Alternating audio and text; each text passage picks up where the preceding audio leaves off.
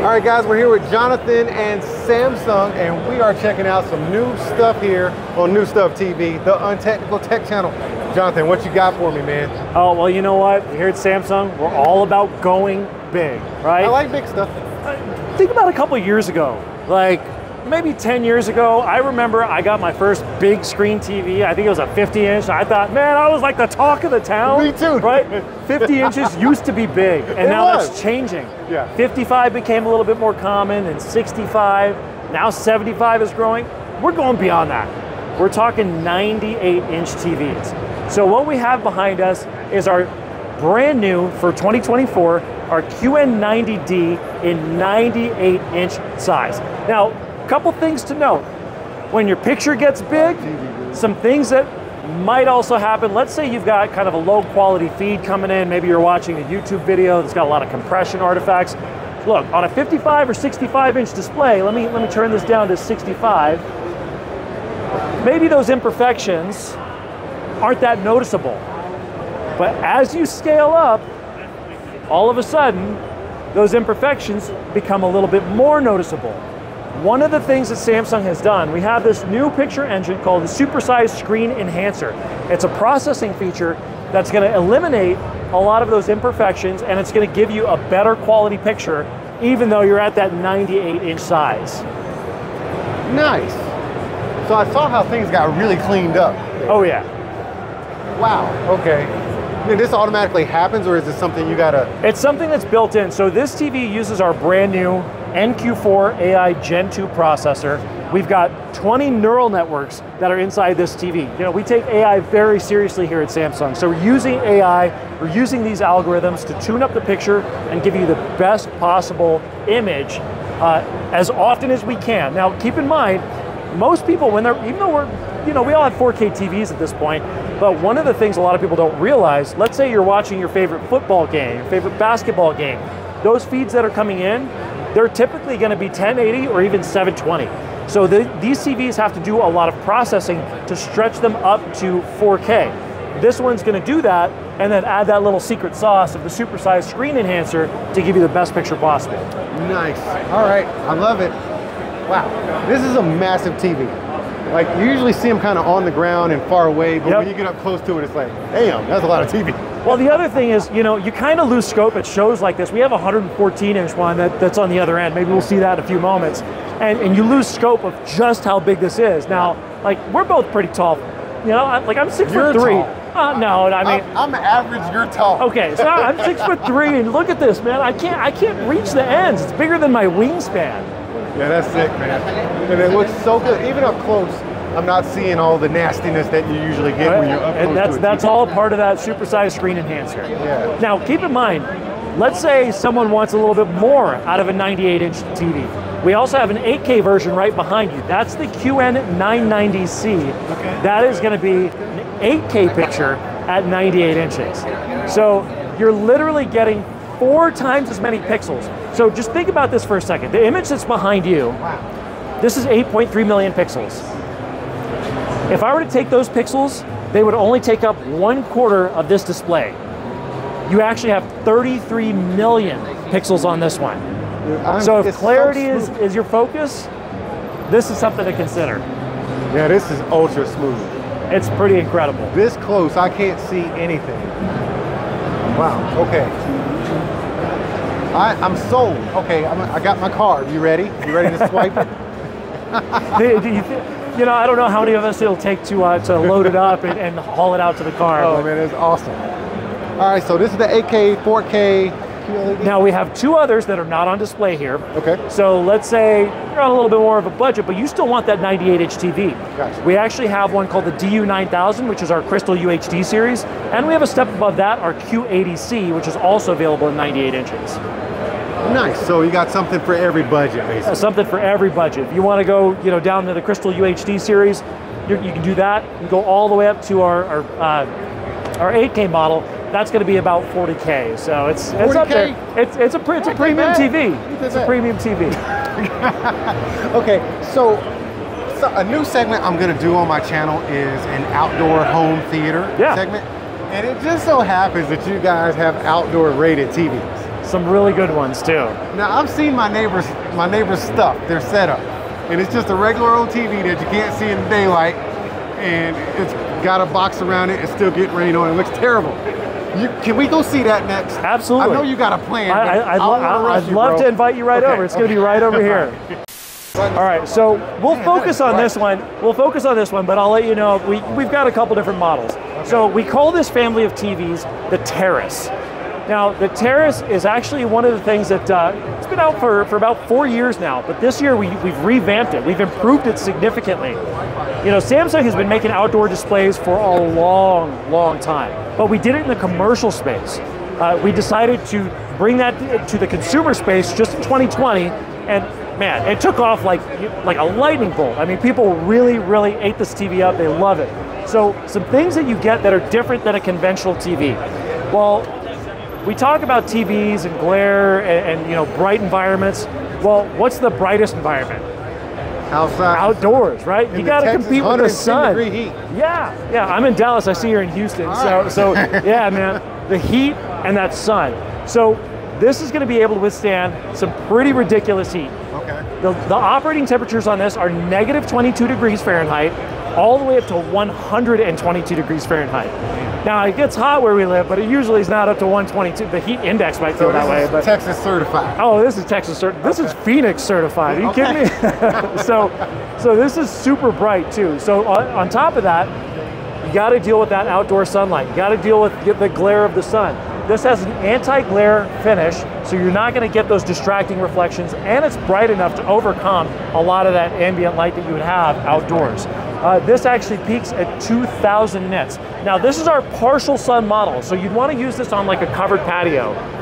But let's say you have one that you don't have a covered patio, you need one for full sun. Right behind you we have the full sun model, excuse me, that's called the LST9. The full sun model has mostly the same specs, but it peaks out at 1,500 nits. Now it's still super bright, and one of the great things about both of these is they're outdoor weather rated, right? So you have an IP56 rating. I believe on screen it said 55. This is actually an older clip, but the product itself has been updated to IP56 weather resistance. Okay. So you're gonna have water and dust resistance. Let's say someone's out back, they do a cannonball, it splashes the TV. You don't have to worry about it. You're going to be in good shape. You forget to re-angle the sprinklers, and it goes off and starts spraying the TV. You got plenty of time to get out there and adjust them. They can withstand up to 30 minutes of direct water jets with that IP56 rating. Oh man, that is good to know. Yeah. Because things happen, right? Oh yeah. It does happen. So as far as like when I say Houston, Texas, we got humidity too, so we're good with that. Shouldn't be a problem. Yeah, that IP56 rating, like humidity is, you know, that's part of your moisture rating. Yeah. So when you look at IP56, the first number, the 5, is your dust rating. Okay. The 6 is your moisture rating. So you're in good shape. So it is truly Houston, Texas certified. Oh yeah. Awesome. Yeah. But it's a great looking picture. That's fantastic. Here's a quick question though. You said this one was a little bit, the nits aren't as high as this one. Correct. How is that, like this is direct sun? So it really comes down to thermals. Okay. So if it's going to be in direct sunlight, you want to make sure that we're going to be able to maintain optimal performance. Now keep in mind, brightness is logarithmic. It's not a direct line. So the brightness difference between, let's say, 1,000 nits and 1,500 can look pretty drastic, but the difference between 1,500 and 2,000 is not going to be as drastic. Gotcha. So even in direct sunlight, it's more of a performance thing than a visual thing. Yeah, I mean, they're going to look stunning. Either one of these are going to look stunning. They look good in here. Yeah. All right. What else you got, man? Well, I see all kinds of stuff in here. Let's talk about our brand new OLED TV. We're talking about glare. We're talking about ambient light, how you view things in challenging lighting environments. Well, let's shuffle around and we'll go to the other side of the wall here. All right, so this is the latest innovation in Samsung's OLED TVs. Now, last year, the 2023 S95C, man, this TV still looks amazing, right? It does, yeah. Totally fantastic. You've got a really good anti-reflection capability. But what we did here in this room is we created a nightmare scenario for lighting. Wow. Look at what you see here on this side. I see just a little bit of that Just window. a little bit of reflection. It's not enough that you'd be like totally bothered by it, but I don't know, if you're very particular, you might notice that. On this one here, we're gonna dissolve a lot of those reflections and give you a really, really high quality picture. You're still maintaining those perfect black levels, Yeah, it's not all super grayed high out. peak brightness. So imagine this, now you can have an OLED in an environment where before we would say, hey, they're great in a home theater room where you can control the lighting. Or maybe they're in a living room, you draw the shades if you want to have movie night. You have something like this, you don't have to do any of that. Fire it up. Doesn't matter if the windows are, the windows are wide open, the lights are on high. It's still going to look stunning no matter what. That is awesome. Y'all were able to pull that off because I literally just looked at a TV, an OLED in light, and it was all gray. Yeah, It was all gray. This is still black. That's yes. awesome. Okay. Now, one of the cool things. Let me give you another peek at it. We're going to turn around and we'll go over here. Apologies to our cameraman who's having to navigate through all this stuff. So this is the same TV. Now this is a more conventional lighting environment, right? We didn't put the nightmare lights next to them. And I mean, look at the black levels here. That looks good. But also look at the profile of this TV. A lot of people want to mount their TVs now, right? They want it to look clean, they want it to look neat. This TV is just over 1 centimeter thick. And you can actually pull this off the wall. And you can see it's got a perfectly flat back. We'll let the camera kind of come over here and see that angle. Wow. Oh, I'm sorry. Go ahead and get in there. And you have one cable that goes up to the TV to connect all of your devices. So, okay, so there's a control box in here? Like correct. Okay, I was gonna yeah, say, so like, let's say you've already got your TV mounted up on the wall, you have your control box maybe in a console below it. So it's like the frame. Yeah, basically it's another version of our One Connect box. Okay. So let's say that you have that situation where it's already mounted up on the wall. Maybe the kiddo gets a new Xbox for Christmas. You don't have to unmount the TV to get to the HDMI port. You just plug it into the control box. You don't have to touch the TV. Nice. It's ready to go. And of course, you're going to have that stunning picture quality that this offers as well. That is a beautiful panel. This is anti-reflective too? This is the same TV. This is the same one? Same exact TV, just really at a different angle. Okay. Yep. Wow. Wow. And there's almost no change. It's pretty stunning, right? Yeah, it is. Good job, Samsung. Good job. We love to hear that. Let's talk about a home theater. Now, home theater means a lot of things, right? For some of us, for some of us, it just means, hey, we got a killer TV and a great sound bar or sound system. Yeah. For some of us, it's a dedicated movie room, right? We've got a couple options. If you have that dedicated home theater, you want a super big screen, we're gonna give you two different options. We have the Premier 7, which maxes out at a 120-inch screen, or the Premier 9, which maxes out at a 130-inch screen. Okay, so when you say max out, it's variable focus range? It is variable. So depending on the distance of projection, because these are ultra short throw. So if you put it all the way up against the wall, it'll scale the image down. If you pull it back a little bit more, it's going to scale the image up. Okay. So you can vary depending on the surface that you're projecting on. Maybe the wall that you have can't fit 120. Maybe it can't fit 110 or maybe even 100. Okay. If you have a smaller size screen, you can adjust these to get a smaller screen. Nice. And you can actually scale them down in the settings as well. We have a digital correction option that allows you to scale and move the screen. And it's really nice, because that's what a lot of USTs are missing, is flexibility as far as where you can put it. The other cool thing that we're doing is we're making them easier to set up. Anybody who's ever set up a UST projector knows if you barely nick it, man, the project, all of a sudden it goes from looking like a rectangle to looking like a broken trapezoid. Yes. So one of the things that we're going to have built in, it's not live yet, it's a feature that's going to be launching a little bit later, that's going to allow you to do automatic keystone correction using SmartThings and a smartphone. So you'll literally take your camera phone, load up SmartThings, and you're going to be able to point it at the projected image, and it'll automatically correct it, so you get that 16:9 image in a snap. So we're making them easier, and they're brighter than our previous models as well. So this is going to be 2,500 ISO lumens. Okay. This is going to be 3,450 ISO lumens. So either one of them are bright enough to use, even with the lights on, if you have a good ALR screen. Okay. So as far as differences, we got differences in brightness and focal length, or focal ranges, I guess. Correct. I would say. So this is going to be a single laser. Okay. This one's going to be a triple laser. So there are some differences in color performance as well. Okay. So both of them will be able to hit the DCI-P3 color spectrum 100%. This actually goes beyond 100% of DCI-P3 and actually does really well the BT 2020 color space as well. Good. So if color is your focus, then you want the Premier 9. This is going to get you the most accurate color. Yeah, it's a really, really incredible color range. I've gotten really obsessed with like sunsets and amber hues. You ever watch a show called like, oh, what is that show called? Those About to Die? I haven't seen that yet. No. Watch it. It's so beautifully shot, especially with those amber color hues. Yeah. And once you can nail all of them in there, it's just beautiful. Well, let me tell you one of the advantages that both of these have. So triple laser, you have like, you know, it can really run the color gamut. But on the single laser, we actually added a fourth color to our color wheel, where a lot of single laser projectors, not all of them, but a lot of them are just red, green, and blue. We added yellow. So you actually have a 4-color color wheel that's going to get you a little bit better color coverage than a lot of single laser projectors that are out there. Okay. I've got to see this thing in action. So what you're seeing here is the all-new music frame. We just introduced this a couple months ago. Now this is the way it comes out of the box with the black chassis. Now this is not a digital picture frame. I have to reinforce that. This is a real picture frame, so I can take this panel off. So let me pull this off.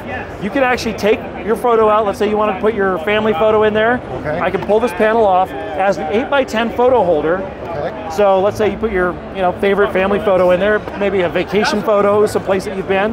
You can do that. Don't worry about that. We'll put that back in a minute.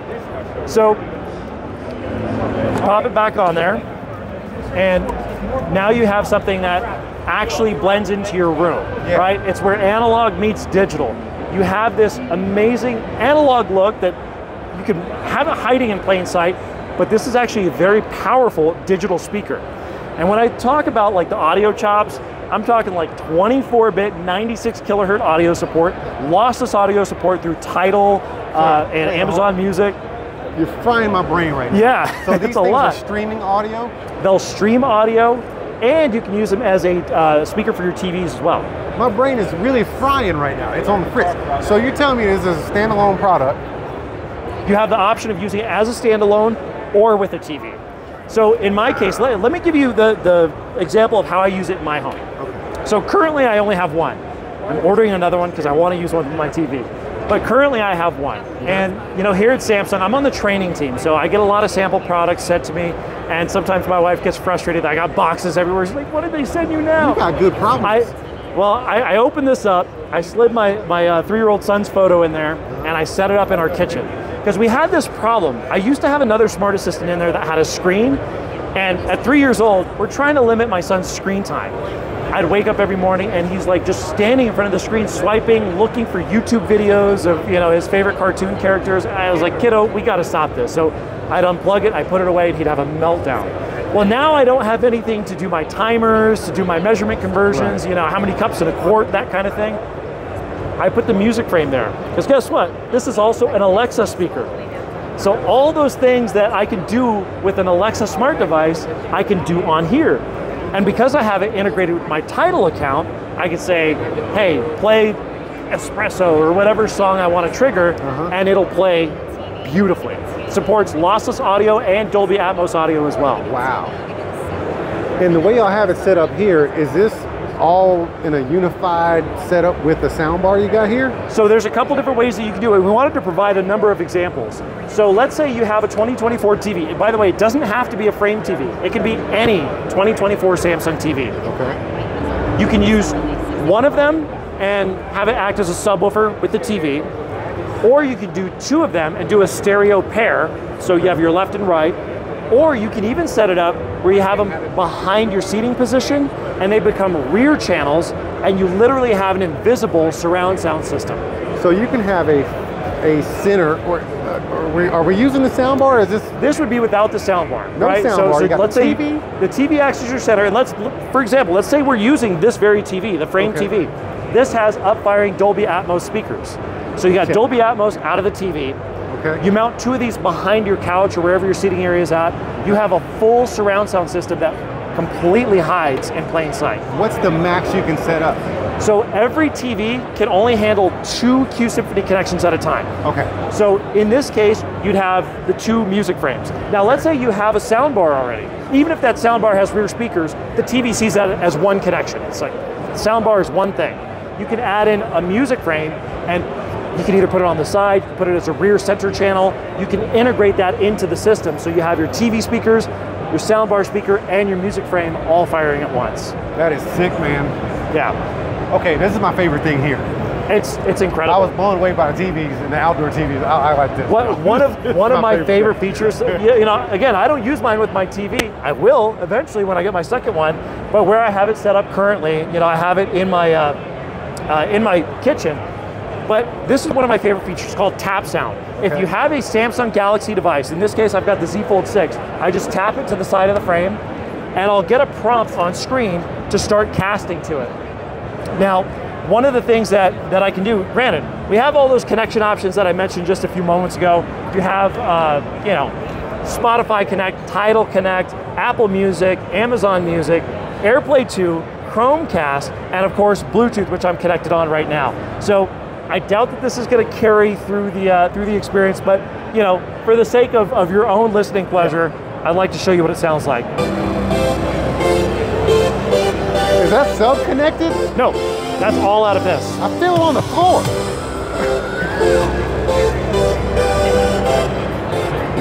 I'm gonna stop that for any copyright purposes. That's kind of nice, man. I dig it. I dig it a lot. That is nice. Sounds pretty incredible, right? Yeah, you see out of something that's only 2 inches thick. Well, that's because you've got two 5-inch woofers here. You have two mid drivers and two tweeters as well. So you've got a 6-speaker system inside the music frame. It's really, really powerful. Wow, and you can get up to 2 of these and just put them where you need them. Now let's say you're using them independently from the TV. Okay. Just so you know, you can link up to 5 of them together on Chromecast audio, or AirPlay 2 will actually support up to 10 of them together. So like a whole home. Sure, yeah. Nice. Okay then. The ultimate versatility, the ultimate way to have technology blend in with your everyday life. Frame, music frame, Samsung's making it easy. All right, here's my card. Swipe it. That'll be $3.99. Take my money. Oh man, this is awesome, man. Okay, you said $3.99? $3.99, correct. $3.99 for each one. That's actually not bad at all. No, not for the performance that you're getting. That is awesome. Even when you start pairing them up and stuff, that's a great package. Dude, this is great. Oh man, you saw it here on New Stuff TV. Before I do my closeout, do you have anything else? Because you keep just elevating and elevating. Do you want to see the best of what we have to offer? Are you serious, man? You freaking kidding me. Let's go. All right. What is this?